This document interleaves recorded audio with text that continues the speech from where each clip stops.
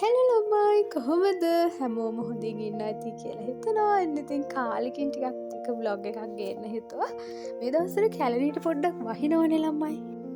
ඒ කොහොම වුණත් ඉතින් අපි දවසට අදාළ වැඩ ටික කරන්න පැන ඇත. ඉතින් ඔන්න අදත් වෙනද වගේම ලෙක්චර්ස් යන දවසක් හොස්ටල් එකේ උදේවරුව නම් මන් ටිකක් ෆ්‍රී එකේ හිටියා. ඉතින් උදේට මට හිතුණ පළතුරු වගේක් තිබුණා. ඉතින් මේ විදිහට කන්න ඕනි කියලා හිතුන හින්දා මම මෙහෙම පොඩි දෙයක් හදාගත්තා. ඊට පස්සේ මම ඉතින් කෙලින්ම ලයිබ්‍රරි එකට ගියා. මොකද මට වැඩ වගේක් තිබුණා ලයිබ්‍රරි එකේ.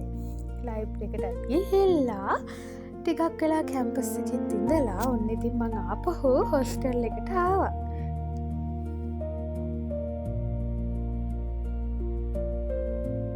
කැම්පස් එකෙන් කාලාවෙත් නැති හින්දා මට හිතුණා හොස්ටල් එකේ උයන් කන්න ඕනේ කියලා. ඉතින් මං මාළු මේ විදිහට හදලා අල කරි එකක් හදාගෙන බත් කෑවා. ඉතින් මෙහෙම උයන් කනකොට ගෙදර මතක් වෙනවා නිතරම. කොහොම හරි ඉතින් කැම්පස් එකේ ගෙනාව පොතකුත් තිබුණා. ඒකත් කියවන ගමන් මං ඉතින් කෑවා. ඔන්න ඉතින් මෙයා තමයි අපේ රූම් එකේ ඉන්න අලුත්ම සමාජිකයා මේ දවස්වල. ලස්සනයි නේද? ඉතින් හවස්වරුවේ මට පොඩි වැඩක් හම්බුණා. ඒ තමයි මට ලස්සන මල් ටිකක් හම්බුණා. ඉතින් අපිට හොස්ටල් වල මල් වාස් නැහැනේ. හැබැයි මේ හම්බුණු මල් වල හැටියට ලොකු වාස් එකක් ඕනේ. ඉතින් මම මේ විදිහ බෝතලයක් අරගෙන ඒක උඩින් කපලා තාවකාලික මල් වාස් එකක් හදාගත්තා.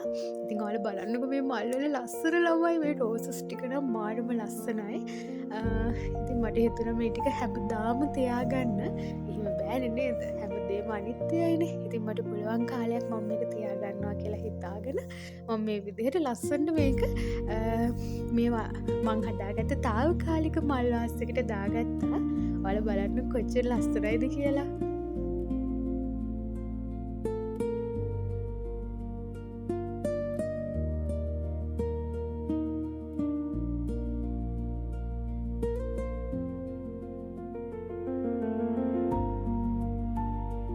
ඉතින් ඔය විදිහට හදාගෙන යනකොට මල් වාස් එකට දාගන්න බැරි තරමට මල් තිබුණා. ඉතින් මට වෙන ඔප්ෂන් එකක් තිබුණේ නැහැ. මං තවත් බෝතලයක් ගෙනල්ලා ආපහු මල් වාස් එකක් හදාගත්තා.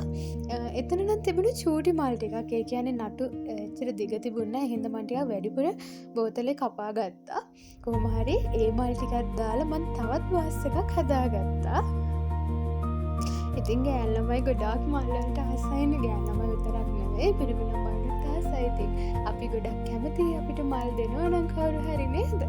ඉතින් මේ වගේ මල් ටිකක් හම්බුනාම මට නම් මුළු ලෝකයක් හම්බුනා වගේ. ඉතින් මම පුළුවන් තරම් උත්සාහ කරා මේ මල් ටික පරිස්සම් කරගන්න. ඉතින් මට පුළුවන් වුණා සතියක් එකමාරක් විතර මේ මල් ටික පරිස්සමට මං ගාව තියාගන්න.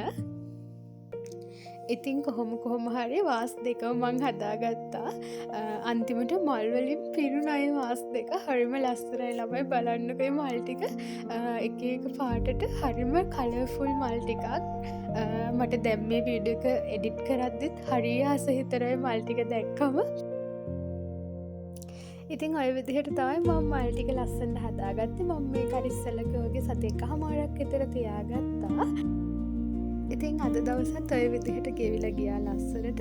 ඉතින් ආයෙත් දවසක මේ වගේ ලස්සන වීඩියෝ එකකින් හම්බෙමු. ඔයාලගේ ජීවිතත් මලක් වගේ ලස්සනට පිපෙන්න කියලා මම ආදරෙන් ප්‍රාර්ථනා කරනවා. අදට ගිහින් එන්නම්. හැමෝම පරිස්සමෙන් සතුටින් ඉන්න.